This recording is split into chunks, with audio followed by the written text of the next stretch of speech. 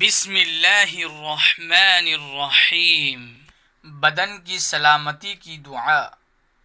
اللہم عافنی فی بدنی، اللہم عافنی فی سمعی، اللہم عافنی فی بصری، لا الہ الا انت۔